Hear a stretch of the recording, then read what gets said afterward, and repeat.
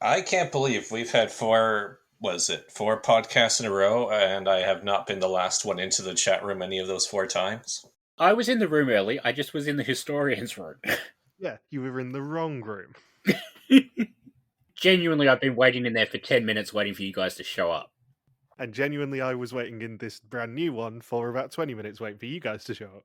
It evens out from the last three podcasts.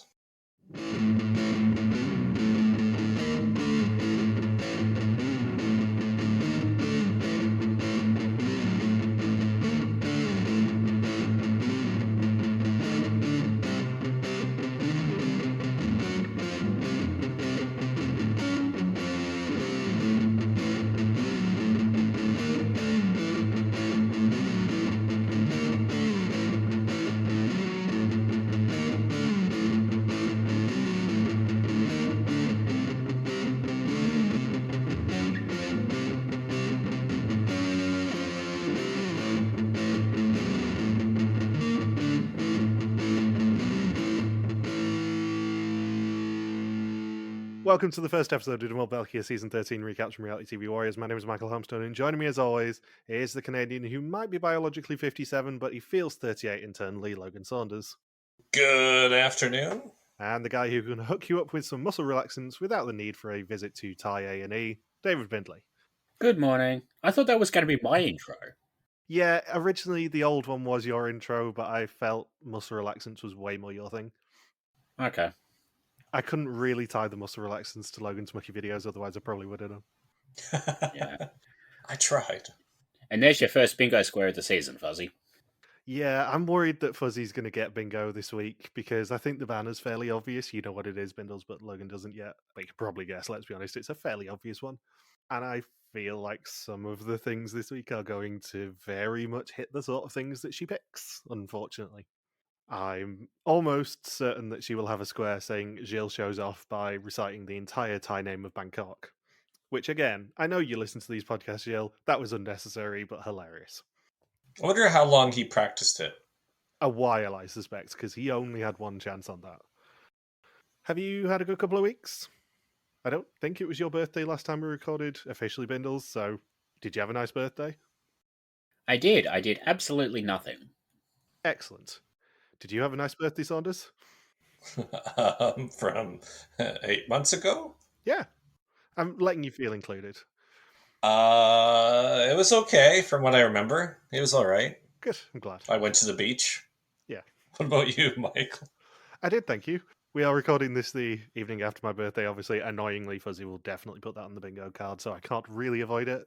But yeah, it was a nice birthday to have.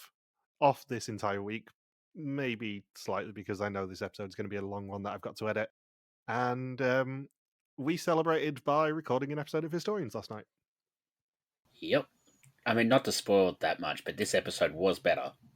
Yes, yeah, this episode was much better than the one we had to talk about in Historians last night. And you guys been up to anything? Anything interesting the past couple of weeks? I went to New Orleans. Yeah, didn't you come back from New Orleans last time we spoke there, Saunders? You were here for the reunion, though, weren't you? Oh, yeah, so what was that? I was gone from March 1st to the 8th. Yeah, the 8th is when I got back. So I guess, yeah, just over 2 weeks.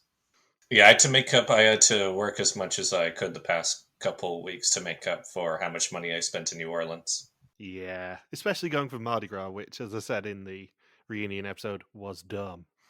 Well, they really wanted to go specifically during that time, so all the hotel prices were at least double, even closer to triple than the rates they normally are.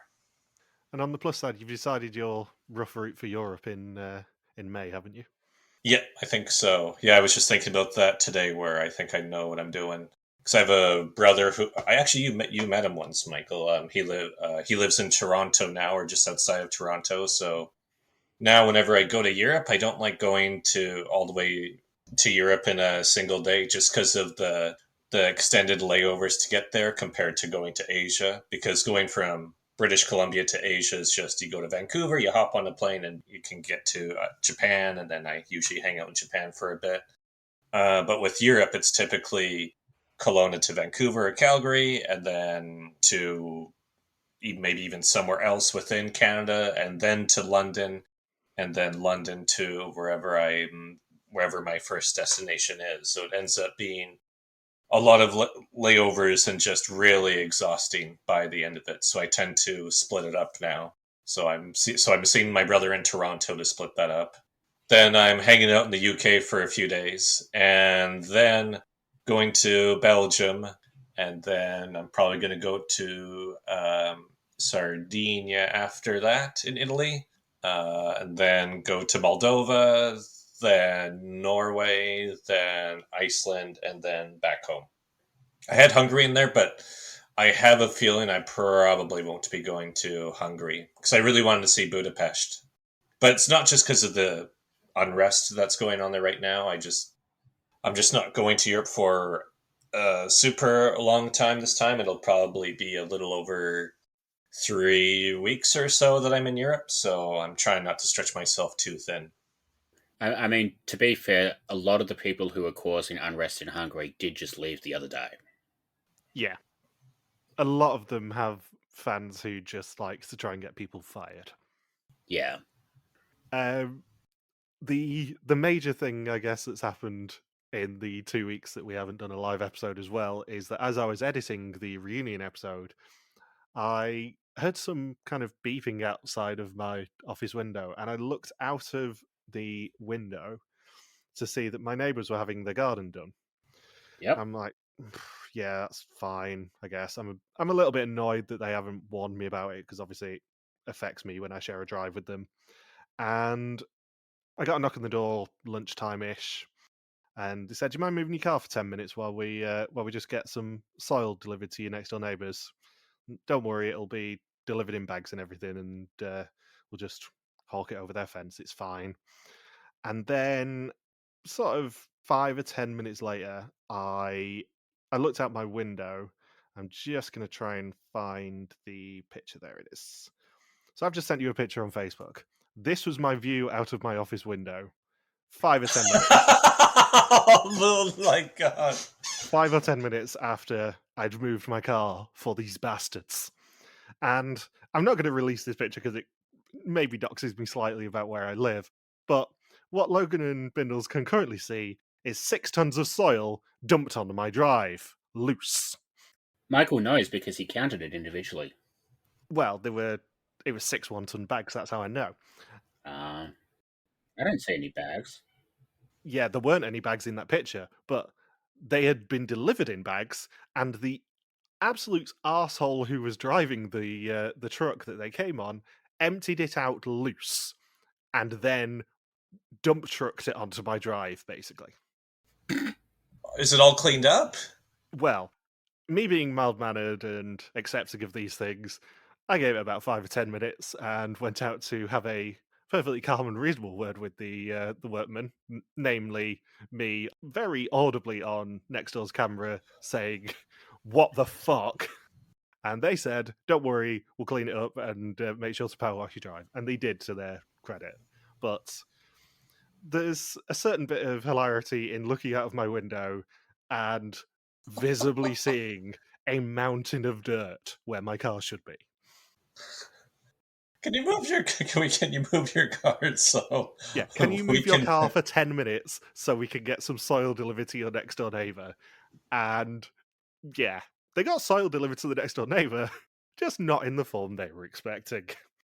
Wow, that is a brilliant troll on their part. Yeah, it wasn't the workman's fault, luckily. The delivery driver was being an arsehole because when I reversed my car off my drive, he moved just enough so I could get past, and it was a big ass truck. I was not taking any chances. He had to move for me. I made him move further before I reversed my car out properly. But on the plus side, when that sort of thing happens, my first thought is usually, quick, note this down so I can talk about it on the podcast because it'll make you guys laugh. It was like something out of a sitcom. And 2 final things to talk about from my preamble before we actually get into the season proper. Have you guys been watching Last One Laughing on Amazon Prime, the UK version? No. Nope. It's quite Didn't good. even watch our version. The Australian one was worse. The Canadian one was very good. The UK one's very, very good so far. We've had like half of the episodes so far, maybe 2/3 of them. But I fear we're being pandered to again. She gone.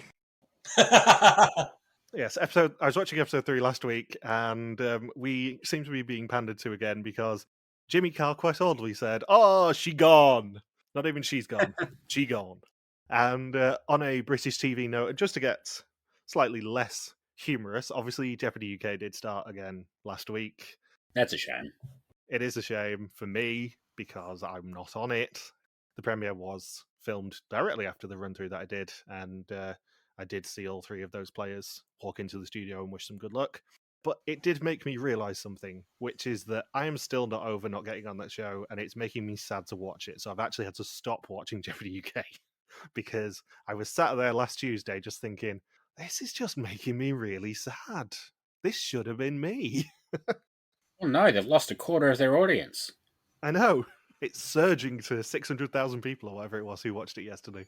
But yeah, it's just... I didn't actually realise how sad it was going to make me feel, but it just made me feel sad to keep watching it, so I've actually had to stop. Still watching the US one. The US one's absolutely fine. It's specifically the UK one's making me sad. Anyway, back to humour. First question. What do we think of Thailand as a location after it was announced? Well, I lived there, so...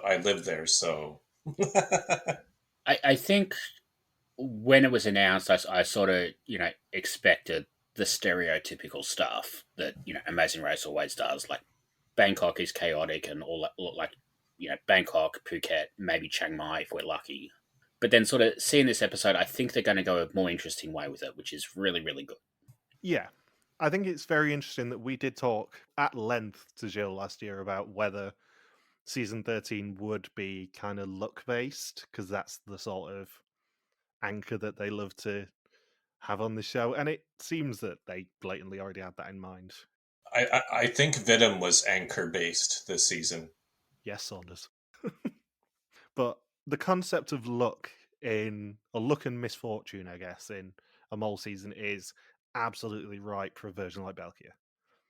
When they announced that it was more going to be luck-based or misfortune-based, that's when I started getting excited, I think, about the concept of Thailand. Do you think it's luck, or are they sort of leaning into the Thailand Buddhism sort of thing and doing karma? Because karma did get mentioned in this episode. It did. Pedro did mention it. I think it is more unlucky season 13 and misfortune and evils on its way and all that sort of stuff. Because they also, in the intro bit of this episode, did specifically highlight that it was 13th season. So I think it's more unlucky 13 than karma and Buddhism again. Because, as we well know, there would have been a conversation, presumably, especially with the new Vidum showrunner, about not overlapping locations, not overlapping themes. I think maybe they had a conversation and said, we're not going to go for Buddhism and karma, so if you want to, have at it. That would be my read on the situation. Although it is interesting that both shows had their first executions on top of a helipad in the middle of the capital then. Yeah, very true. And both being non-eliminations. Thailand as a location obviously hasn't been visited in a while on Mole. So it's nice to see it. Obviously, België going back to Southeast Asia is always great fun because they have a bit more of a budget to do that when it's so cheap. But I think it's going to be an interesting season from what we've seen so far. Yeah, like I will say, I think Thailand is a lot more interesting than just doing like Southern Europe again. Because like, we had Greece, we had Sicily, we had Canary Islands, which are not quite Southern Europe, but basically the same sort of, landscape and culture and that sort of thing. I think this is going to be more interesting than that, just from like the novelty side of things. Like a little bit like Arizona, sort of felt fresh because they hadn't really done anything in that sort of landscape before. Yeah, like the Vietnam season is already, what would that be, 6 years ago? Yeah. Yeah. Did it make you feel old, Saunders? That was our first finale. Yeah, there's been a lot of things lately, especially like podcasting with Justin on Sunday, and then realizing, Justin and I have known each other for over a decade now. Yep. And realizing as you did that actually it's what 9 years, was it, since season 29? Well, 8 years. 8 years since season 29. Yeah, it's 2017. We went to Dublin, wasn't it? So yeah, 8 years since season 29 when we were in Dublin and the cast got released. Yeah. Damn. And talking of feeling old, the average age of this season is 35.7 compared to 38.3 for Argentina, 33.4 for South Africa, 37.7 for Mexico, 35.1 for Vietnam, 34.6 for Greece, 31.9 and 33.3 for Germany, 34.6 and 34.3 for Canary Islands, 33.4 and 33.6 for Arizona, and 35.8 for Sicily. So it's actually only 0.1 lower than Sicily. They don't look a day over 35.6. Nope, and I'll be perfectly honest, a lot of that average age is dragged up by the wonderful Hilde. I love her so much. I will say this now. If Hilde is the mole this season, then they need to cancel this show because the show cannot be topped.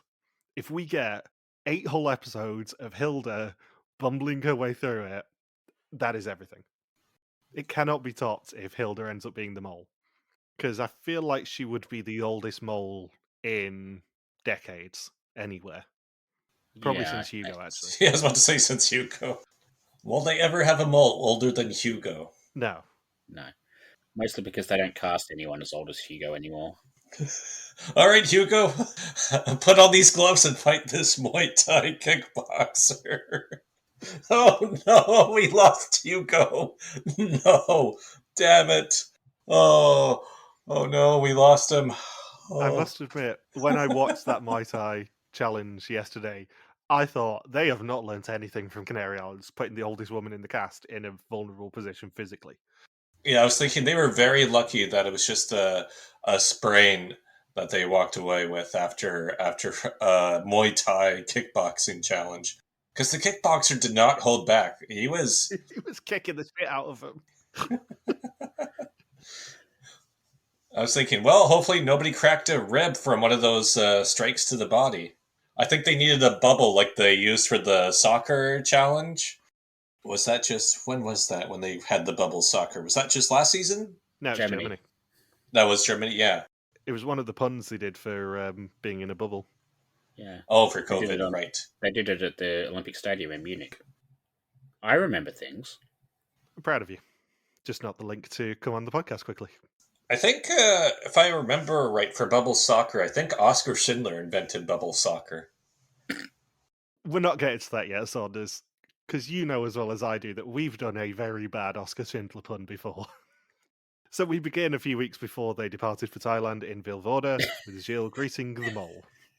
Sorry, I'm just imagining trying to mime all of these things while in one of the bubble suits with the Muay Thai guy, just trying to try and kick them through the bubble.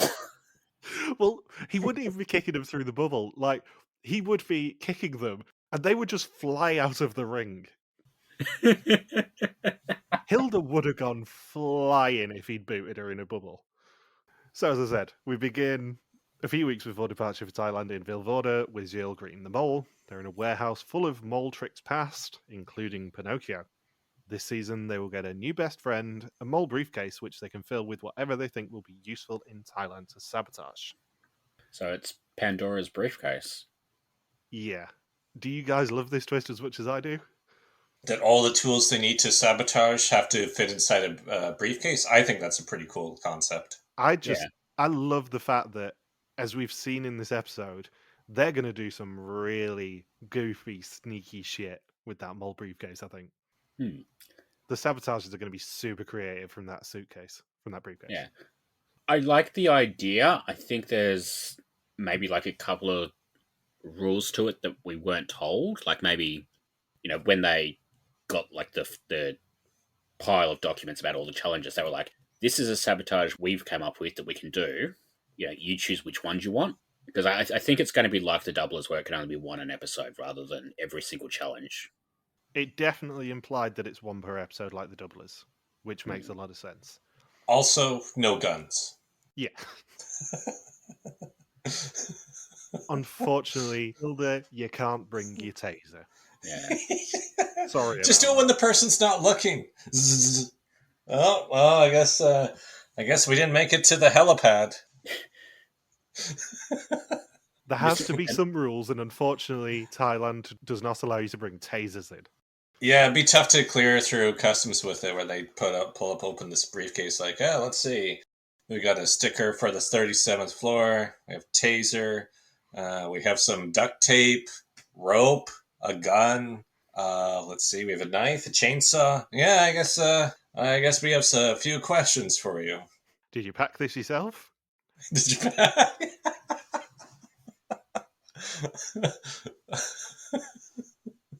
Yep. So Gilles begins greeting the 10 new strangers by addressing them all directly, telling them they're finally amongst the group and can have a big impact immediately. At stake is €9,000 and the mole's briefcase. It is in Bangkok and will be delivered to a helicopter in 60 minutes. The group can intercept it before it reaches Gilles by boarding the helicopter before the briefcase does, and if they do, the mole will not have access to the briefcase. However, to get the briefcase, they do need to escape the shipping containers. In the first container are Hilde, Jan, and Nimrod, a special name. In the second are Rusiana, Pasquino, Michelle, and Alexei, while in the third and in the dark are Else, Sarah, and Pedro. What I like about this cast is I can tell everybody apart. It's not like Vidum, where two or three men or two or three of the women are always look alike in Vidum. Here, it's quite easy. There's no Uma and Anka situation this season, I don't think. Yeah. No. I think if I'm not looking directly at them, I might struggle a little bit with Pedro and Pasquino, but by and large, you can tell these people apart. Well, my description for Pasquino is he has scraggly diving board hair. That leads me on perfectly, Saunders. Do you want to give us your 10 descriptions? You know we love them. Sure, let's see. Jan, I just put old. Hilde, I put old blonde curly hair. Nimrod, I have glasses. Rusian, I put dark hair. Michelle, I have mixed hair. Lexi, I just put black or minority. Pasquino, I have scraggly diving board hair. Else, I have Asian with glasses. Sarah, I have thin, long blonde hair with muscles. And Pedro, I wrote down tall, thin dude. And I didn't have to really. I only had to refer back once to confirm Rusian and Michelle were different, how they were different from each other, and that was really it for the whole episode. This was the easiest season in a while. I think the only other note that I wrote down about the cast that sort of sticks out is the one I wrote for Rusiana, which is basically Eliza Orleans, but not an asshole ?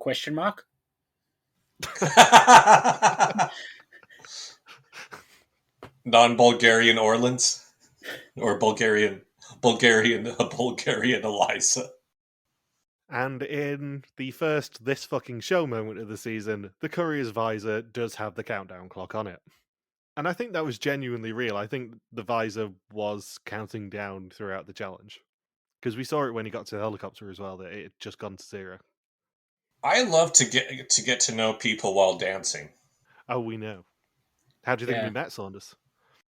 I think that was probably all three tasks weren't designed. I think the toughest one was the dark room, but the dancing you could just spout out random facts about yourself, or you just generally know that it can't be too obscure. Like it was where they went to school, pets, and what was it, a TV show? Yeah, I'm like, I think that's a TV show. Yeah, so I think those are. Probably there's a reason why the TV show was the last one to get matched up, but otherwise, I think it was fairly straightforward biographical information to try and sync up while dancing. Yeah, pretty much all the challenges this week were, with the exception of the Muay Thai one, were basically get to know each other. Yeah. The weird thing with the TV show being last is I'm pretty sure Hilde actually says the name of the TV show when she's trying to work out her link with Nimrod. Simrad. Or Simrad. Simba. I was thinking Nimrod is an actual name, Hilde. Simrad and Simran are not. So, Hilde, Simrad, and Jan, we're not going to call him Nimrod all season, are we? No. Hilde couldn't even call him that for one episode. They've got to get to know each other while dancing. To escape their container, they've got to work out the connection between each of them in pairs. For each 2 minutes that they dance, they will learn one letter of a connection that they haven't discovered yet. Jan is our first person introduced. The best day of his life was when Antwerp scored a goal and he hugged men that he'd never seen before. And if that sounds dismissive, that's because it is. What the fuck? Yeah. That's the most stereotypical middle-aged European male answer. Yeah. Yeah. Like, I feel like he's a nice guy, but I don't think he's going to be my thing. Yeah, I can see that. Especially his next confession was, yeah, I really look forward to having a beer with the guys here. Oh, and the ladies. Ladies. I didn't forget about them. Please leave that in my confessional. I am not sexist. He did remind me with his and the ladies bit a little bit of Mark from Argentina, I'll be honest. Yeah, I had that too. I'm like, where have I heard this before? It's very much the I'm going to keep digging when I say something that I put my foot in my mouth in when I say it answer. Yeah, it'll get all the way to the femur in his mouth. Yeah. He seems perfectly lovely, but yeah. Football seems to be his entire personality, and that's not necessarily something that we have in common. No. Yeah, if you're Belgian, you gotta go with cycling. In the blue container, Els, Pedro, and Sarah must pedal an exercise bike to turn the lights on and match 5 questions on boxes with the numbers from 1 to 5. If they arrange them in the right order, they can then spell out the Thai name for Bangkok and escape their container. Oh, I thought I spotted a hidden clue during the dancing part of the challenge. What's that? Yeah. Because they played a song, what was it, Let's Go by Yaz? Don't go. Y-A-Z. And when I worked in a pharmacy, Yaz is also a brand of birth control. So I thought maybe the hidden clue is that the mole is using Yaz birth control. Yeah, I'm sure that's definitely not more obscure than any of the bullshit that I came up with for Michael Mons last season that Gilles ripped the piss out of before. So I'm just saying that could be the hidden clue revealed in the finale. You're just putting it out there. In the third container, Pasquino, Michelle, Alexi, and Riciano must score 10 points to escape. And they don't realise it, but they score points by touching their noses, but lose them by swearing. And Alexi tries hitting balls at the screen with their score on it. I can't believe we're 8 minutes into the premiere and we've already been riffing off the Hitchcock Hotel Challenge and Taskmaster. Yeah, this is a direct Taskmaster task, I think. The score 10 points definitely is. I think it was also touching your nose was what increased it. The swearing bit was just for Gilles, but yeah, this is a Taskmaster task that they've just adapted for a mini challenge here, sort of. Which I'm not mad about. No. At least Kathy wasn't in that room. It's like, oh, you guys are at minus 35 points. You're not getting out of this container. Or Lloyd just hanging from the roof going, hot for dumber! Hot for dumber! How hot would it have been inside those containers? Because, like, metal in a harbour in Bangkok does not strike me as the sort of place you want to be, like, trapped inside for an hour. I don't think it would have necessarily been particularly pleasant. Especially if you were dancing non-stop. Yeah. So Nimrod hasn't told anyone he was doing his interview, but he did think that he was getting kidnapped or scammed, so he put a piece of paper in his laptop with the location on in case he doesn't return home. That is one of the greatest instructions to any contestant we've ever had. Yeah. That is almost as good as, like, I have one swollen testicle. Yes. They figure out Hilde and Nimrod's link is that they both have a dog and 2 chickens. And the middle container complete their 5 boxes, but only read out the top of one of them, and they don't realise that it's all 5 boxes worth to unlock the container. Sarah says she loves an escape room. She's got a group of friends who do them nicknamed the Rookies, and she's enthusiastic in them, but doesn't decipher much. Well, she's going to be annoyed when she finds out she accidentally applied for Belgium's next top escape artist. Yep. And Alexi says he would love to teach. He's enthusiastic about chemistry. He doesn't assume that he'd be a super awesome teacher, but he's very enthusiastic along with it. Does he like chemistry more than Rachel Riley? His hair extensions are worth less than $500, though, to be fair. Is that dollars with the ARDS or just ARS? You know it's always dollars. Nimrod and Jan both went to a college called Sacred Heart, leaving just the 5-letter connection between Hilde and Jan and them escaping. Do you think Peter teaches at Sacred Heart? I'm not sure if Peter's teaching anymore, actually, to be fair, but I'd be shocked if the school that Peter used to teach at wasn't called Sacred Heart, to be honest. It's a very Catholic name. Is either that or Our Lady of Perpetual Sorrow? Yeah, I'm assuming Nimrod and Yen didn't go to the same Sacred Heart because, again, it's a very common Catholic name for a school. Else makes another attempt at Bangkok's name, and they are the first to escape, and they board a van to the helicopter. In the van, they find a video from Gilles telling them that it's not that simple. For the first group to get to the helicopter, there is an advantage, and the teams left in the containers are told that one team has left already. Only 2 teams can board a van, so 1 will get left behind. The 10-point team escape their container but find no vans left, as Jan and Hilde found that their connection is the TV program Home. I just love that the nose group got out without ever really understanding the challenge. Yeah, I don't actually think they would have found out what the objective of that challenge was until they watched that episode on Sunday. No. Which is kind of hilarious. For the 2 teams in the vans, they are the ones who can earn the €9,000. The front van will be asked a question about someone in the back van. If they're correct, it will bank €3,000, but if they're incorrect, then the first van has to pull over for 5 minutes, allowing the van at the back to overtake them. The blue van are at the back, and Nimrod suggests that for the first 2 questions they tell the truth and then earn €6,000 as a result. Only on the last one will they lie and overtake. Now, here's where we get to the first very interesting introduction, because Hilda's introduction is all about how she loves cheating at games, and if she can't, then she'll have a tantrum. Which is kind of a perfect introduction to a child psychologist. It is. But I've been burned by this before, because I'm pretty sure Senna said an identical statement in his introduction last year. Huh. And that's what made you rule him out? No, that's what made me suspect him immediately, and I'm pretty sure that Senna's introduction last year, and I've not gone back to my notes and checked this, so I might be wrong. I'm pretty sure he said that he loves cheating at games in his introduction. I can see that. And that's very interesting, because if they are trying to troll us a little bit, that inherently makes Hilda suspicious. And we've not been subtle about our love on this podcast of useless older women contestants. I am worried we're being pandered to. I'm worried that they have put that confessional in purely to troll us a little bit and make us think Hilda's the mole. Yeah, it's something to think about. I'm keeping Pasquino's one good eye on you, Hilda. Yeah. Do we know if Michelle's surname starts with M? I've not looked it up. I've not followed any of them, actually. I probably should have done that. Yeah.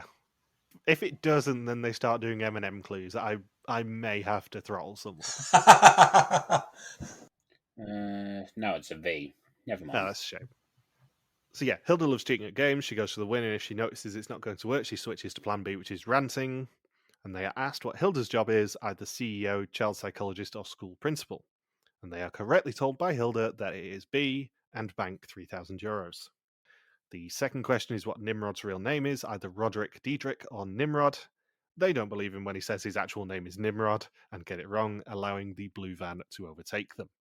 I believe Pedro's exact words were, I think it's from Lord of the Rings. I just love that the entire point of that question is like, no, seriously, Nimrod, what's your real name? Yeah, when Pedro says, I think it's from Lord of the Rings, it's from that famous Tolkien book, the Bible, specifically the Old Testament. And Nimrod's like, no, I'm just screwing with you guys. My real name's not Nimrod. It's Madonna. But also, if you have any knowledge of American culture, you don't call yourself Nimrod if it's not your actual name. No. And I bet them not thinking that was his real name, they were the ones who felt like a bunch of Nimrods. Yeah. We did worry pre-season that Nimrod was going to end up being the mole, and it would basically be production going, you're Nimrod for not even thinking it's him. Yeah, it's interesting because, like, I looked into the name, right? He's a biblical warrior in the Old Testament, I think. Yeah, there's also something in the Divine Comedy, which I sort of fell down the rabbit hole with after seeing Pinocchio at the start. Like, I was sort of looking for, like, references to Sicily and Italy and all that sort of stuff. In the Divine Comedy, Nimrod is basically trapped in one of the circles of hell, all about treachery. Which is the sort of thing that's, like, just obscure enough that I think they might do it, but it's also the sort of thing that's also easy enough to find that it would make me sort of doubt whether they actually are. Interesting. I think for me, not to spoil my suspicions list at the end of the episode, I think I went into this episode hoping that Nimrod would give me something suspicious, but he felt very authentic player to me in this episode. Yeah. He reminded me a lot of Vietnam Martin, actually.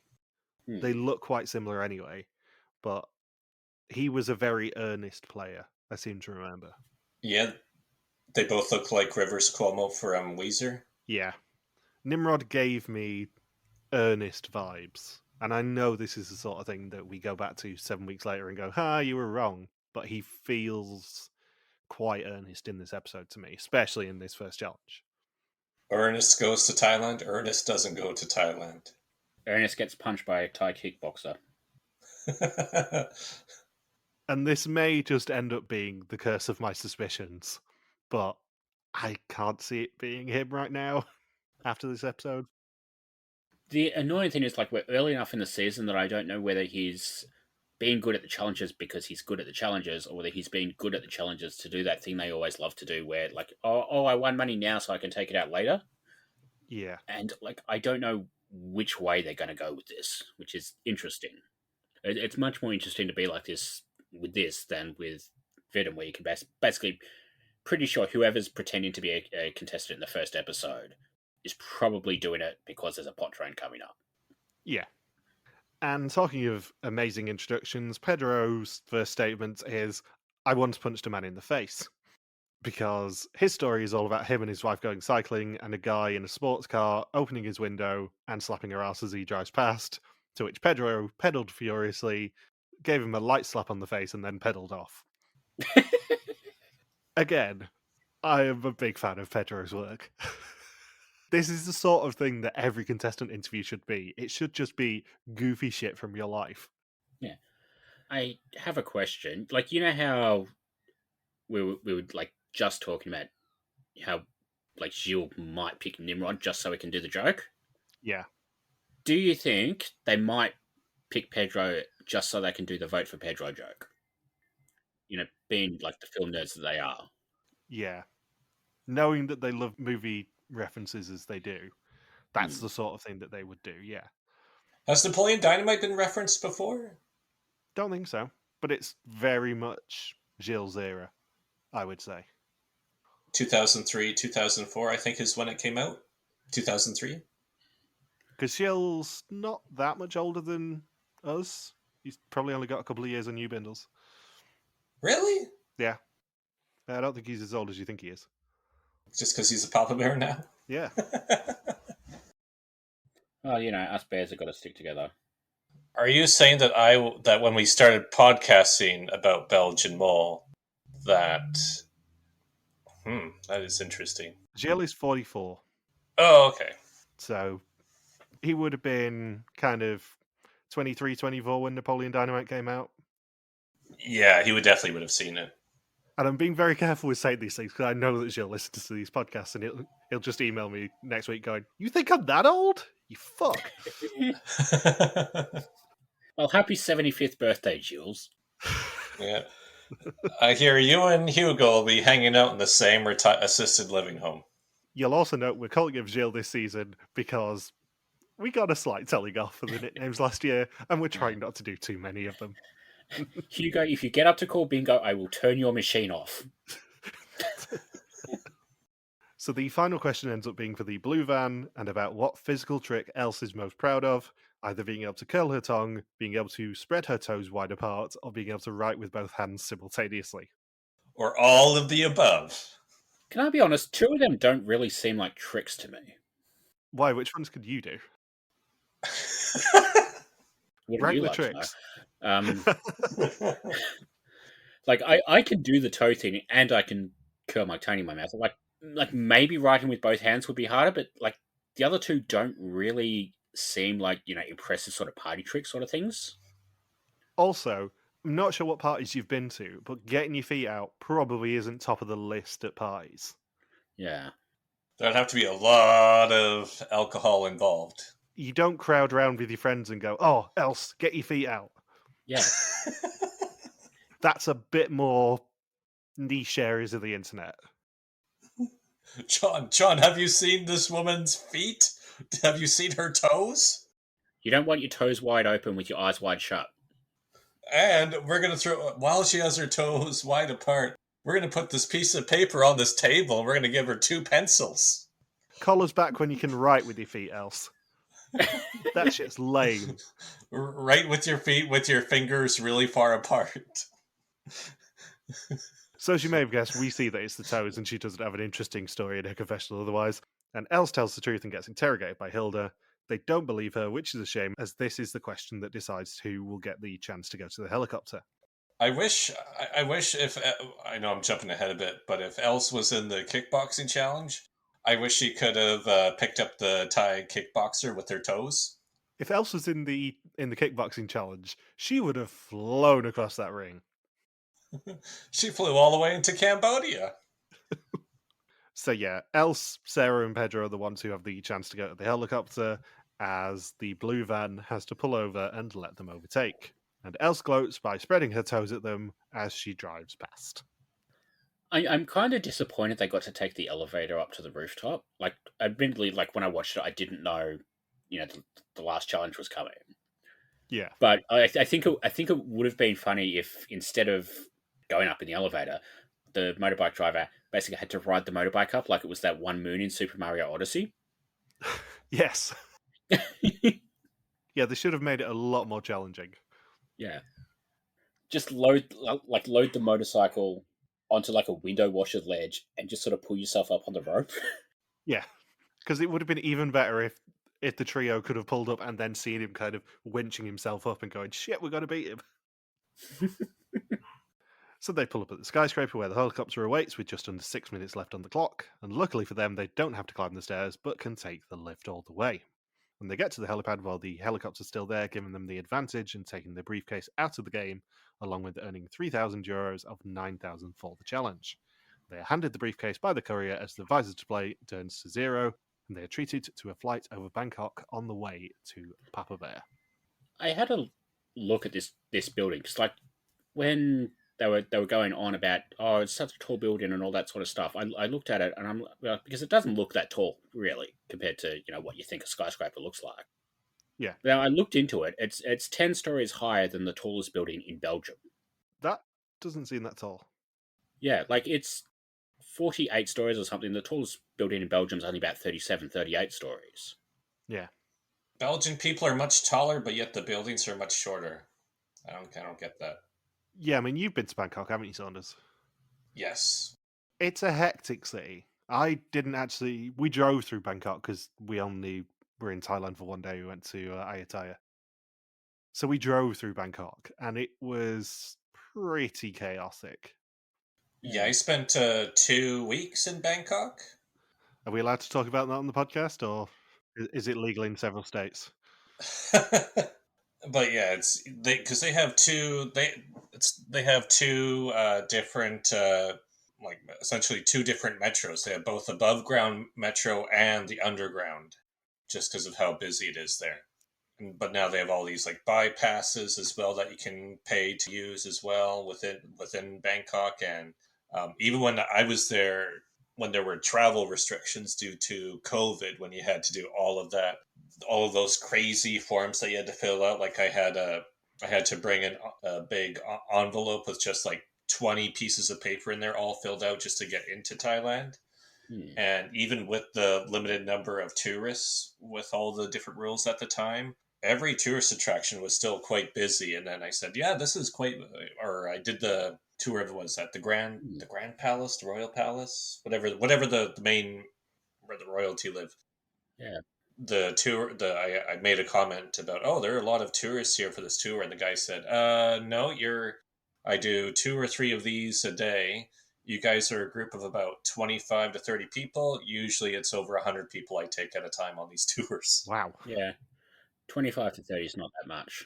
Yeah. Because there were also other people on the grounds and stuff. And yeah. I thought, this seems quite busy. He's like, no, this is nothing. And then yeah, I spent a few months of it in Phuket, and even with how busy the bars and pubs were at night and a fair amount of people on the beach, they were saying, "Oh no, there's like 5 times as many people compared to this." And then I thought, Hmm. maybe I'm going to stay in Phuket now for as long as I can, because once these restrictions lift, it doesn't seem like it would be a very fun place to visit. Yeah. I was surprised how quiet the roads seemed to be, considering what we see every other time any other TV show goes to Bangkok. I do think it's interesting that they were allowed to drive in Vietnam and they weren't allowed to drive in Thailand. I assume it's probably something to do with like insuring the cars or something. Yeah, I presume so as well. But Vietnam is way more chaotic for traffic. Hmm. Yeah. But when they said, I mean, from the brief glimpse I've had at Bangkok traffic, when they announced last week, oh yeah, they're not actually going to be driving their cars this season, they've got drivers.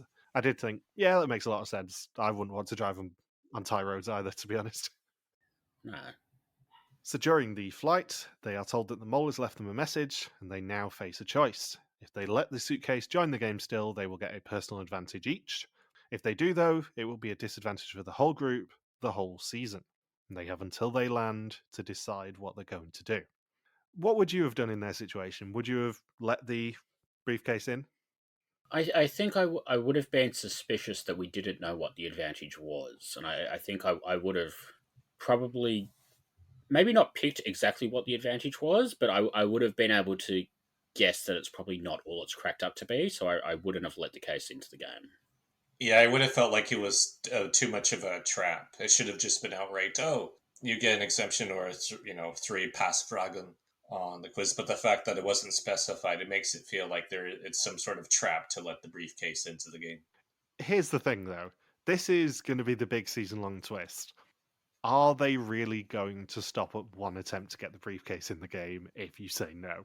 Maybe. I think you probably take the short-term gain, knowing that the briefcase is probably going to find a way into the game regardless.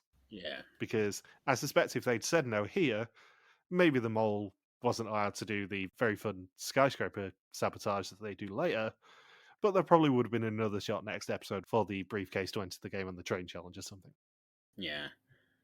It'd probably be just sort of hidden until they find it. Like it might have been, in one of the bags in the market or like that sort of thing, or maybe hidden inside that vent.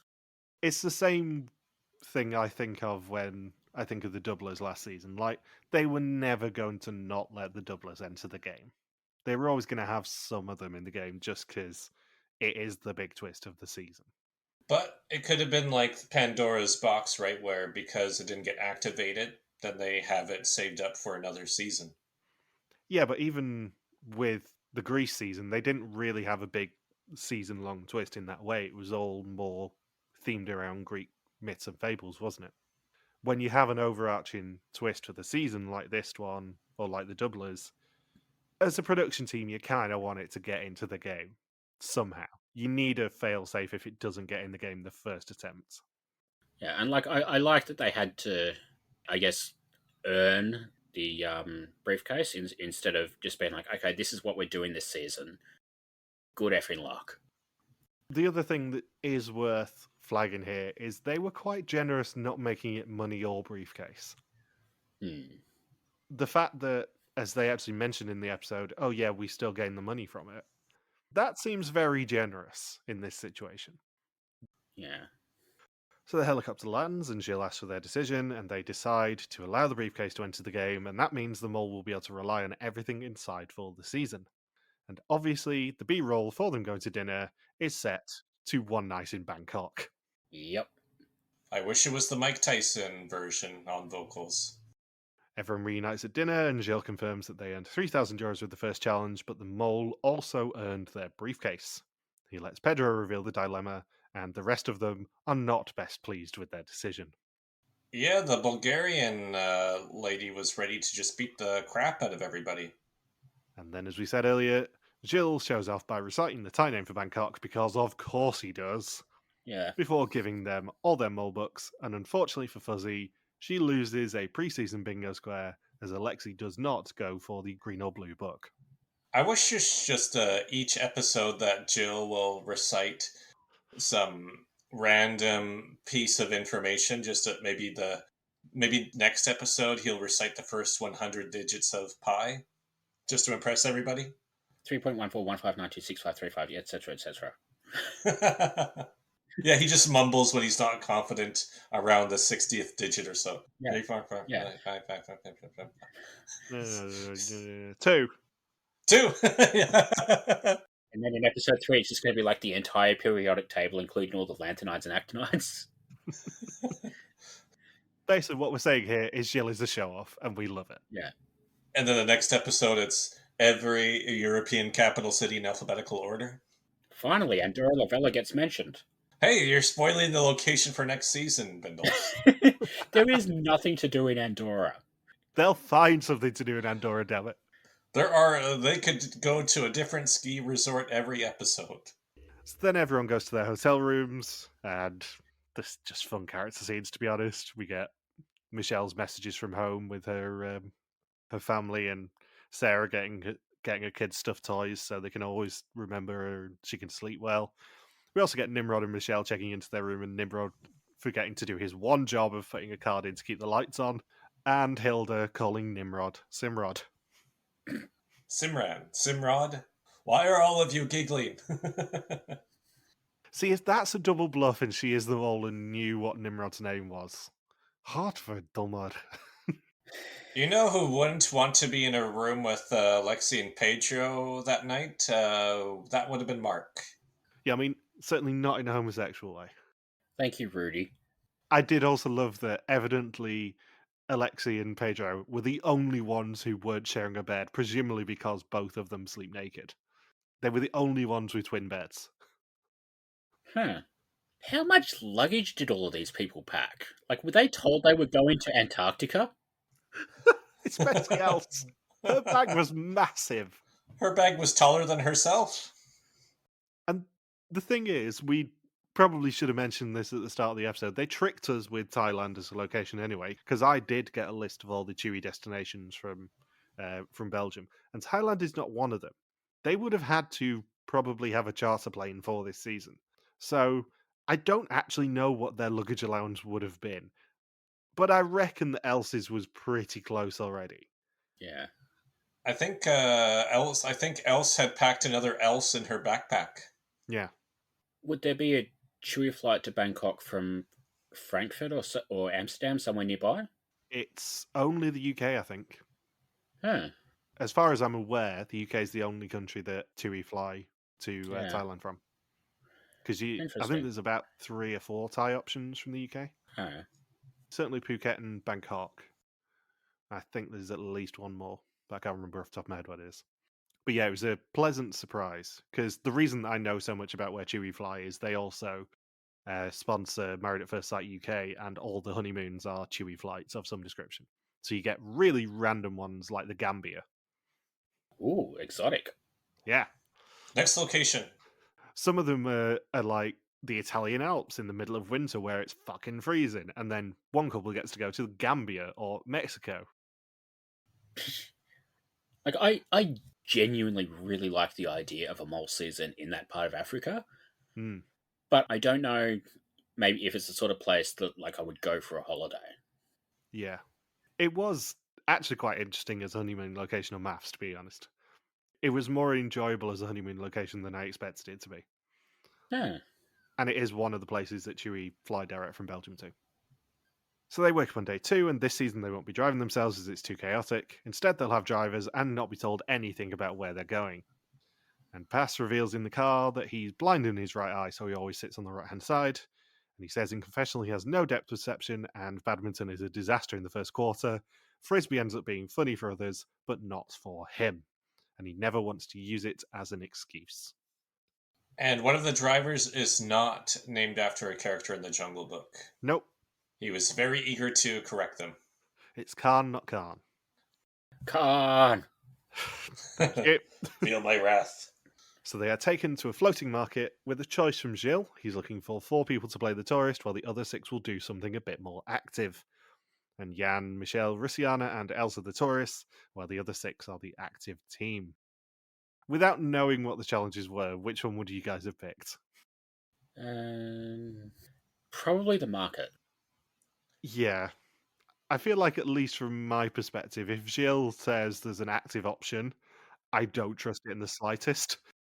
Yeah, it's going to be like something really active in a way that you probably don't want to do in 30+ degree weather. Yeah. And then sort of seeing the challenges, I'm like, I would much rather, sit on a boat and maybe get hit in the face with noodles than, have to try and mime things while not getting hit in the face by a kickboxer. Yes. A kickboxer who very much is not holding back. Yeah. What do you pick, Saunders? Both seem like fun. Yeah. I mean, they do both seem like fun. In terms of stories, you can go home and say, this was really fun that I did it. I think probably the Muay Thai was more fun in that respect. But also, I would not want to get a punch from a professional kickboxer in my chest. No. There would be a non-zero chance you get medically evacuated from the game. I would be broken by this challenge, I think. Yeah, and then you get to just ramble and tell whatever stories about yourself in the floating market challenge. So, yeah, I guess I would do that one just to make sure I don't get pulled from the game. I don't get anchored. So the 4 tourists will be getting the ingredients for pad thai for dinner and can earn money by answering personal questions. The more ingredients that they pass from front to back of the boat using chopsticks, the more money the question is worth. The first question will be about Rusiana's life in Bulgaria, and they will be passing peanuts from front to back. All peanuts. Yeah, it's not one of your specialty shows, Saunders. They're not passing anything other than peanuts. Well, this is Bangkok. Yeah, the 4th round was ping pong balls, but that was unaired. I think my favourite part of this entire challenge is Rusiana basically shouting her information like she's an old person telling her a phone scammer her banking password. You can only imagine if you were a tourist for real in that floating market and you just kind of sailed past 4 random Belgians just screaming Dutch at each other. Via Ferrata, do you know what that is? My mother's maiden name is Janet. I went to school at Sacred Heart. My PIN code is 0000. My first pet name and my first street name are... Vilvoorde. And she says she's been in Belgium for 11 years and moved for love. She met her husband in Sunny Beach where she was working, and one of the producers actually compliments her on her Dutch in her interview. The other 6 will be facing a local Muay Thai champion in the ring. He will have 5 ribbons attached to him while blindfolded, and they must enter the ring in pairs to grab the ribbons and act out what is on them. And the pairs end up being Hilde and Pedro, Alexi and Sarah, and Nimrod and Pasquino. For the first round, the ribbons are movie titles, but they have to act them out quietly so he doesn't hear them. And Gilles provides them with mouth guards, but in typical Gilles fashion, the mouth guards have harmonicas in. And Alexi cannot stop laughing. Spoilers for me watching this episode yesterday without making notes. I also couldn't stop laughing because this is the hardest that I have laughed at television in about a year. Fucking hell. Since the last episode of this show. Yeah, since the finale of this show in the press room where Mikael was just being an absolute star on that opera challenge. Like, this was a very, very funny thing to make them do. Yeah. Especially with Alexi not being able to stop laughing about it. Do you think the kickboxer was told not to punch them in the face, knowing that they basically had mouthfuls of metal? I suspect so. He definitely seemed to be making a lot more body shots than headshots. Yeah, can you imagine? He goes for the head the whole time. I'm not sure those are really regulation mouth guards, put it that way. Yeah, I don't recall too many mouth guards that have harmonicas built into them whenever I watch martial arts. Yeah. However funny this actually was, I think he was probably under strict instructions to not punch them in the head if he could help it. So each correct title is worth €200 for a total of €1,000 per round, and each round lasts 3 minutes or until both of them are punched by the fighter.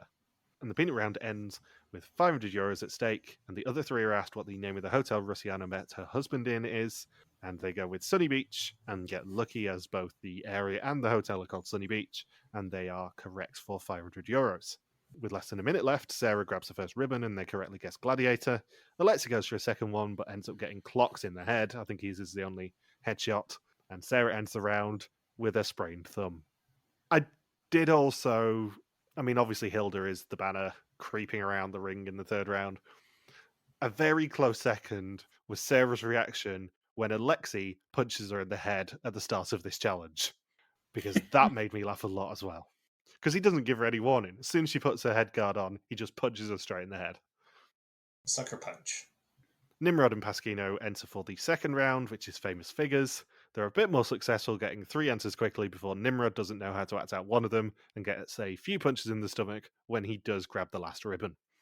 He does, however, act out the mannequin piss. I like how it's just instant. They instantly got that one. Yeah. I mean, it's basically the most famous thing in Belgium. Yeah, pretty much. Like, it's that and the atomium. Yeah, and we're only allowed to take pictures of the mannequin piss. Hmm. The second market round is just slices of lemon, and the question is about Elsie's hobbies. And she says it's a mystery to her what her hobbies are. And they play for €750, but don't know the hobby that Else does with her boyfriend, as she wasn't allowed to elaborate on Via Ferrata. I thought it was odd that she basically just sort of kept listing like thing after thing after thing after thing after thing after thing, but providing no context to any of it. Yeah. Like, even before, the Via Ferrata stuff, she was like basically just going straight from one thing to another without explaining what anything had to do with anything, which basically meant even if she said the answer, there was no chance they were going to get the question right. Yeah, I think with Else for me, I don't find her suspicious because I'm not sure she's the sort of personality they'd pick as a mole. Yeah. I think if we just took her at face value, some of the stuff she does is very suspicious in this episode. But I think she's maybe a little too competitive for the sort of person that they pick, at least outwardly. Usually if they pick a mole who's competitive, the mole sits on it a little bit more, like with Germany. I mean, Lenny was very, very competitive, but he never really showed it to the group. Whereas I think that Else very much showed her cards very quickly in this episode. So it'd be interesting if she is the mole, going for that outwardly antagonistically competitive mole this season. And obviously, I don't know who you suspect, Bindles, you might have her at number 1. But I think for me, she just felt a little too nakedly competitive for them to pick as a mole. Yeah, that's fair enough. So the final round is not with chopsticks, but instead with cups of noodles. And they have to wear blindfolds to transfer them between each other. Oh my god. This was in the trailer and it was still hilarious to me. Rusiana, not very good with the bowl dumping technique. Michelle was worse. Yeah. Oh yeah, or Michelle, was she the one that dumped it into Elsa's bowl? Yeah. Yeah, Michelle. Yeah, that was Michelle. The order was Jan at the front, then Rusiana, then Michelle, then Els. I think she got it more in Elsa's face than in Elsa's bowl. It was hilarious visuals of her just dumping stuff in Elsie's lap and Els looking outraged. But she was not good at it, especially when Rusiana probably had the right tactic with Jan as to how to transfer the noodles. Rusiana and Jan were both transferring them basically by docking their cups together to make life easy, whereas Michelle was just throwing it straight behind and not really caring. As was Els, to be fair. And Michelle tells us in confessional that she didn't want kids until she saw her boyfriend hold someone's skull together for 2 hours while they were in Italy. And all I have to say to that is, evidently, medical emergencies, very sexy. Yeah, nothing makes you want to procreate like somebody's brain leaking out onto a person's arms, apparently. It was just such odd phrasing where she's like, I never really wanted kids, but that DNA needed to be passed on. Once I saw that guy's brain splatter on my husband's arms, that's when I knew I was ready. It's genuinely the only situation where you can make a how's your head joke. And the final round of the boxing ring is Hilde and Pedro acting out proverbs, and they get one of the answers where Pedro gets clocked in the chest, and Hilde struggles to act out a dog before the time ends with €1,000 of €3,000 scored. It was not a dog. She was not a dog. No person in any charades game has ever used that to express that they are trying to act out like a dog. Though I thought, that's a monkey. It's definitely a monkey. I was like, what proverbs are there that use tapers? If Hilda's not the mole, the more episodes we get of her, the better. Yeah. She's a delight. She's maybe my favourite old person I've ever had, which is a very high bar. Old people have never let us down on this version of the mole, and Hilde very much is in that group already. And they collect €250 of noodles and are asked what activity Michelle met her boyfriend at, and they are correct with swimming because Michelle actually said it, unlike else, for a total of €750 of 3,000 for their side of the challenge. They were very generous giving them €250 for those noodles.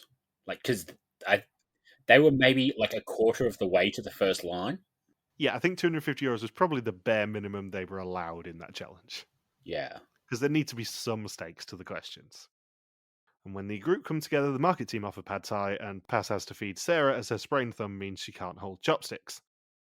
Else ends up going with her to A&E, and it's not broken, but she does have some muscle relaxants that they have prescribed that she'll offer for a low, low price. And Jan keeps trying to speak in Flemish to the waiter. He's like, "Vier glasses, wait, no, four. And German. And German, yeah. Swing and a miss. Yeah.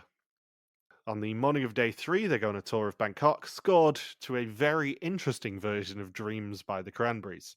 And I'll be honest, it took me an entire day to work out which Cranberries song it was meant to be. It's the Mandarin version of Dreams. Interesting. Huh.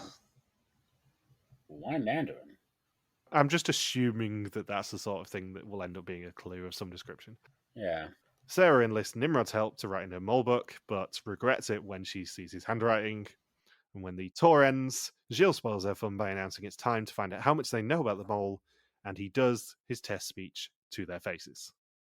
And then, what was it, during the quiz, Alexei says, I think Sarah might be the mole because she is a lawyer and gets paid to lie. Yeah. I was thinking, that is one of the most brutal first confessionals on the quiz ever. Well, the thing is, the test didn't really actually tell us much about people's suspicions. We went back and forth between people. There were a couple of people who got more than one of these test confessionals, but it didn't really tell us much about who people were suspecting, which was interesting. But it's time for the test. 20 questions about the identity and actions of the mole who have no sleeves goes home, except for the mole who can never go home. Pedro, Else, and Sarah all have an unknown advantage from this test. Hilde says that she doesn't think she's been this nervous since she did an internal medicine exam 35 years ago. Nimrod thinks that he's okay. Now you've got time to spread. Most people do unless they're sure. Pedro threw the ribbon away before they'd given the answer, which cost them €200, which was suspicious. Rossiana said it could be anyone apart from her, obviously. She noticed that Michelle had a lot of noodles at her feet. Alexei spread over 3 people in the helicopter, plus Sarah and Pedro seem like good choices, and as Logan said, Sarah lies for a living. Sarah's keeping an eye on Else, as the best spot for the mole was at the back of the boat. She also cost them €750 by not talking about Via Ferrata. Else says that Jan and Michelle blocked her talking about Via Ferrata, which cost them. Michelle says Hilde would make a wonderful mole. She's smart, she's on the ball, and she could absolutely do it. It'd be so fun to see someone like her do it. Jan was suspicious of Pasquino, saying he's blind in one eye because of the saying, as blind as a mole, and in the land of the blind, the one-eyed man is king. Which, again, really gave me shades of Mark from Argentina, putting his foot in his mouth constantly. I don't think even this production team would go, let's cast a one-eyed guy as the mole just so he can do a proverb joke. No. Well, he can't lie with his eyes. Very true. He lies with his eye. Pass's main suspect is Alexei. He's brought nothing in and he's meant to be athletic. Even half-blind man Pass brought money in. And Pedro says they don't know what their advantage is, but he's expecting something to happen at the execution. They are then taken to the lift for the execution, but not before Gilles pipes his voice into the lift. He says he's waiting on the roof, and as soon as they reach him, it's one of their last moments in the game. However, their journey upstairs could change everything, and they could all avoid a red screen. On the roof are 10 chairs, and they can disable those chairs so that no one has to go home. If they disable the right chair, there is no one to receive a red screen. Each chair disabled is also worth €200 for the pot. The lift will stop 5 times, and at each floor they must decide which pair leaves. At each stop, they'll have to get into the stairs to reach the control panel on the 37th floor, and they've got 10 minutes once the lift starts moving. The 3 that reach the helicopter receive their personal advantage in the form of knowledge of which chair is theirs, as the chairs are all anonymized, and they now know which chair to disable to save themselves.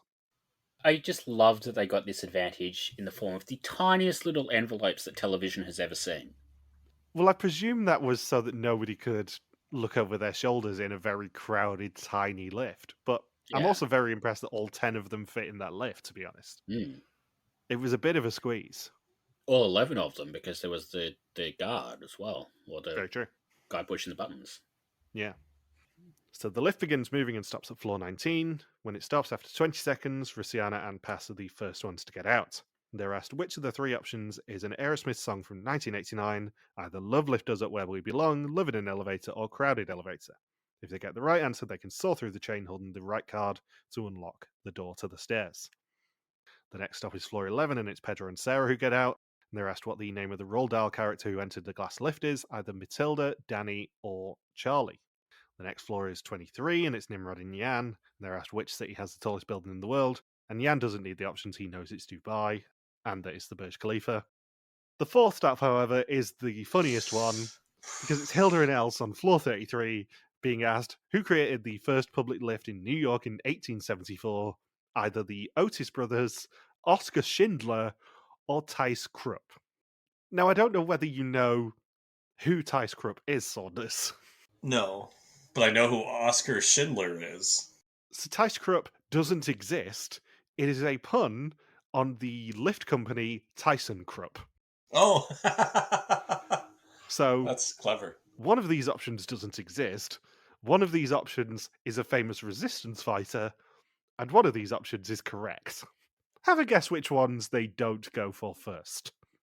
I'm just blown away that you had two people in Belgium and they both agreed that the first public elevator was made by Oscar Schindler. Schindler's Lift. Yeah. And if you cast your mind back into the deep archives of this podcast, you remember that in the very first fake Amazing Race podcast we ever did, we had an extended fake challenge themed around people going to Germany and doing a challenge in Schindler's Lift. So as much as I don't want to joke that we're being pandered to here, I think we're being pandered to here. In my defense, that was before I was here. You cannot blame me for that. Yes, it was. And I stand by it as a very funny challenge, to be honest, that we came up with. Back in the days where we didn't fear getting cancelled. So yeah, they go for Oscar Schindler, and Gilles is very, very sarcastic in his voiceover when he says that it wasn't Oscar Schindler because he's a famous resistance fighter. Pedro cuts through the floor 11 chain, and he and Sarah need to climb 26 floors in 5.5 minutes to switch some chairs off. Alexi and Michelle have the last floor, which is 29, and they're asked which lift exists, either a nerve lift, a Shabbat lift, or a trumpet lift. Yan and Nimrod get their chain unlocked and enter at floor 23 with only 14 floors to climb. Floor 19's chain is then cut, and Pass and Rusiana can't find the scanner. They eventually find it and have 18 floors to climb. Hilde and Els cut their chain, but it's wrong. Schindler's not a lift manufacturer, but a resistance hero, and they decide to go for the obviously fake answer of Krupp. Alexi and Michelle get through their chain and escape floor 29. Els and Hilde are wrong again, but they now know it's the Otis brothers. And I suppose the good news is, on their third attempt, at least they know how to cut through the chain now. Yeah, because I think out of all the pairs, they are probably the weakest physically. This is probably the biggest challenge for them, which is presumably why they were given the one that's 4 floors away from the top. But again, we don't even see them cut the chain in the end. They don't get to have the victory moment of actually opening the door on camera. Nimrod's the first to reach the 37th floor, but can't find the control panel, followed closely by Yan. And it turns out that the Mole's first briefcase item was a custom sign for floor 37, which they then stuck over the floor 36 sign. And during the Mole's test scene, they snuck out and stuck it on. This fucking Mole. Yeah. Whether that was a production choice or a Mole choice, hats off to them, because that is fantastic. I have a feeling that was a Mole choice. I feel like they wouldn't lie to us like that. Yeah, regardless of who actually made the first choice of suggesting it, it's a fabulous choice of a sabotage. And if that is the level of sabotage we're going to get from this Mole, it's going to be a very fun season. Yeah. I'm surprised that nobody sort of realized it was fake sort of when they were going up and seeing like, oh, 34th floor, 35th floor. Why is the next one 37? Like, I'm surprised nobody, noticed that. Like, sort of like watching the floors go up as they go, and just why did they all think they skipped floor 36? Like that's the part that I don't get. But I think as a sabotage on its own, really funny, really clever, a really nice way to make sort of like those really like cheesy promos that Australia 6 had, sort of make that feel like they actually fit in the world of the mole. But like this is really, really good. Yeah, the other thing I will say as well is it makes everyone who got to the top a lot more suspicious because nobody pulled the sign off. Yeah. Yeah, they had that option. Yeah, if Nimrod and Yan had realised that that sign had been stuck over the top, you pull it off for everyone else. You don't let the mole sabotage keep sabotaging. Or I wouldn't, if I wasn't the mole. So it makes them a lot more suspicious to me, the fact that neither of them did anything about it. So they eliminate chairs 3 and 5 before Alexi and Pedro are also tricked by the sign, followed shortly by Michelle. They find the control panel and eliminate 2, 1, and 8 respectively for another €600. Sarah gets left behind the stairwell and is tricked by the 37 sign, and time runs out as she, Rusiana, and Pass explore floor 36. And that means that they earn €1,000 of 2,000 for the challenge and €5,750 of 17,000 for the episode and season so far. Did we ever work out why Rusiana was in the vent? No, it's just a bit of B-roll. Maybe there was a 37A floor. Yeah, maybe. And they then head to the roof to find out that Yan, Sarah, Hilde, Michelle, and Pedro's chairs have been turned off and they've escaped execution, which means Rusiana, Alexi, Pass, Nimrod, and Elsa still at risk. Nimrod begins and gets a green screen, followed by Rusiana, Pass, and Alexi. Elsa's screen is also green, meaning that they're all through to episode 2, and perhaps more importantly, one of Yan, Sarah, Hilde, Michelle, and Pedro should have got a red screen. And the episode ends with another flashback to the suitcase decision, and the mole teasing that they have something special planned for the mission on a train. Dun, dun, dun. Quick question, Bindles. Are we counting that as an episode 1 cliffhanger? No. Obviously not. You're not getting that square fuzzy just to confirm it. In your face! We haven't colluded on this, but that's my instinct as well. That's not a cliffhanger. No. Like, it's certainly interesting, but it's not a cliffhanger. It's just a preview for next week. Exactly. So next time, there's a countdown on the train. Alexi whips with the towel. They visit the Dragon Tower, and Hilde pervs on Nimrod while he races a train on a bike. I mean, fair. And about 94 minutes later, we have gotten through episode 1. Yeah, I'm very glad I'm off for it this week. So, before we get into suspicions, you can give us your first suspicions by going to the link in our social media or in the episode notes. If you're listening during week 1, we will be keeping an eye on it all season. I want every year to try and break the record of how many people do first suspicions because it's fascinating to see who's going to win. And I'll say also, if it isn't fuzzy, that works perfectly for me.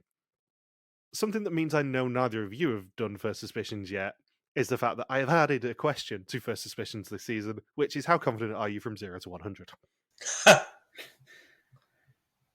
And I know Fuzzy's not done it either, because she would have commented.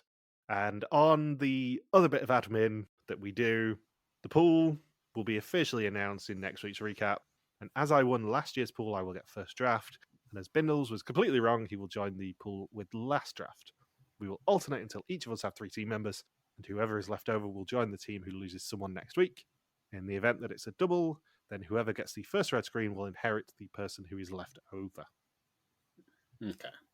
And you can also do the Buzzwell Suspect List each week at the link in our bio or suspectlist.rtvwarriors.com. Please do it, it's very fun. This week's question is which container the mole was in, either dancing, touching noses, or arranging boxes. Final few questions. Who do we suspect? Who's going home? And do we think next week is going to be a double execution? So I guess I'll go through my suspect list. I have Michelle first, then Sarah, then Pedro, then Rusiana, then Pasquino, then Alexi, then Hilda, then Yan, then Nimrod, then Else. I don't think it will be a double boot next round. I think they'll hold off on that for a couple more episodes because this is a really fun group. And I think Yan will be executed first. I think it will be a double boot next week, but I also think Yen is going first. My suspects, I have no clue. So what I did was I sort of singled out the sort of two people that I'm kind of leaning towards at the top, and then the two people I can rule out for very stupid reasons at the bottom. And then sort of everybody else is just ranked in the middle in order from like most to least who I want to be the mole. So from top to bottom, Pedro, Michelle, Hilda, Nimrod, Else, Risiana, Alexi, Jan, and then Sarah and Pasquino, because I don't think I think that sign was held on. The sign was positioned like pretty accurately. I don't think you would have been able to do that either with like a busted thumb that you had to keep elevated or with one eye. Like I can't see either of those two sort of doing the sign that accurately if they were the mole. Yeah, that's an interesting way of thinking about it, because I did think it was interesting that as soon as Sarah went through the stairs door, she took her sling off. Hmm. She didn't have her sling for the running up the stairs, which probably went against Doctor's orders, to be honest. Yeah. And my suspicions, annoyingly for everyone, were actually quite similar this season. It's Michelle, Hilda, Pass as my top three, and then Pedro, Sarah, Nimrod, Else, Rosianna, Alexi, and Jan. And I think it's going to be Alexi and or Jan who go next week with an outside bet of Rosianna. I think it's probably going to be one of my bottom three. I'm not sure if it'll be a double, but it depends, because if the mole's briefcase ends up making it a double execution, then that wouldn't necessarily surprise me. I really, really, really, really want it to be Hilda, though. I'll be honest. I don't mind being wrong in week one if it's Hilda, because I just want us to have to meet her. I want us to have to talk to her. This is purely selfish on my part, but like, I do generally think about my suspicions as who do I want to meet, and the answer is Hilda. I just want us to become best friends with her. Anything else you guys want to say? No, I'm good. No, I think I'm good. Good choice. In that case, thank you for listening to our Mol België Season 13 recap. We'll be back next week to continue the hunt for our newest mole in Thailand. Don't forget you can contact us on pretty much every social media platform that isn't TikTok, where we are RTV Warriors. You can email us and contact at rtvwarriors.com. You can also support us on Patreon at patreon.com/rtvwarriors. And as I said, if you're listening before episode 2, please also take part in the suspect list and first suspicions at the link in our bio or in the show notes. Thank you, as always, to the Legion of Subtitlers. We'll see you next week. Peace out and just chill till the next flavoring. Kluntep Mahanakon Aman Ratanakasian Mahintaya Ayutaya Mahadalak Pop Napala Ratchatani Buluram Udam Rachanuet Mahasatan Amon Piman Awatan Sahi Sakata Tia Witsanukan Plasit Purple Monkey Dishwasher. Say these aren't all dick jokes. Show off.